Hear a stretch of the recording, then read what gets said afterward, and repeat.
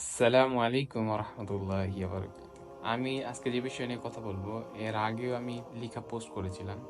আমি কিছু বলার আগে শাইখের কথাটি শুনুন। জন্মদিন করতে হইল শয়তান পূজারী, ডেভিল ওয়ার্শিপার যারা, তারা প্রচলন করে এবং তারা মনে করতো যে কারো জন্ম যেদিন হয় সেই দিনটাতে তার উপরে অশুভ শক্তি ভর করে।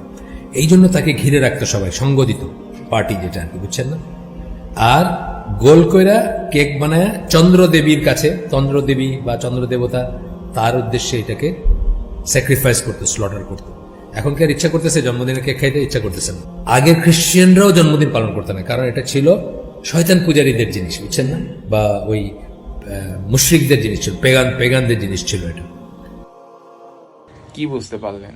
এরপরেও কি আপনি এরকম কাজের সাথে নিজেকে যুক্ত করবেন?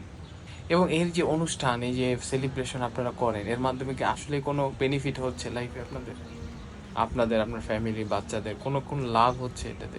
মানে আমি দেখতেছি না যে আপনারা এই অনুষ্ঠান এইরকম সেলিব্রেশন করে সমাজে অনেক কিছু, অনেক মর্যাদা সম্মানের ব্যক্তি হয়ে গেছেন, অনেক টাকা পয়সার মালিক হয়ে গেছেন, এই সেলিব্রেশনের মাধ্যমে কিছু একটা অর্জন করেছেন।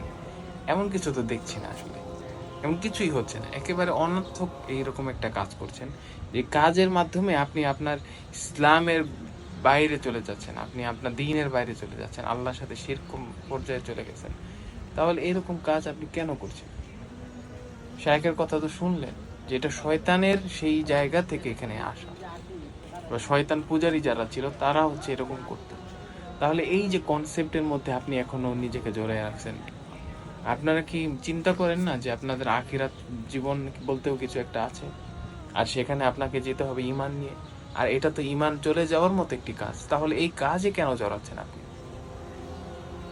অনেকে তো আর একটু স্মার্ট, তারা না বার্থডে সেলিব্রেশন বলতে কোনো পার্টি অনুষ্ঠান করে না, তারা কেক কাটে না, তারা শুধু ওই যে কমেন্টে বা ইনবক্সে মানুষকে রিপ্লাই করে বা টেক্সট করে যে হ্যাপি বার্থডে টু ইউ, মানে জাস্ট উইশ করে, এতটুকুই।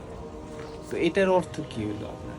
যে কেউ একজন গির্জাতে বা কোনো মন্দিরে পূজা করতেছে তাদের রবের, তো আপনি সেখানে সেলিব্রেশন, মানে তাদেরকে সেলিব্রেট করলেন আপনি, যে হ্যাঁ তোমরা করতেছো ভালো, সেলিব্রেশন দিলাম আমি তোমাদেরকে, কংগ্রাচুলেশন দিলাম আমি।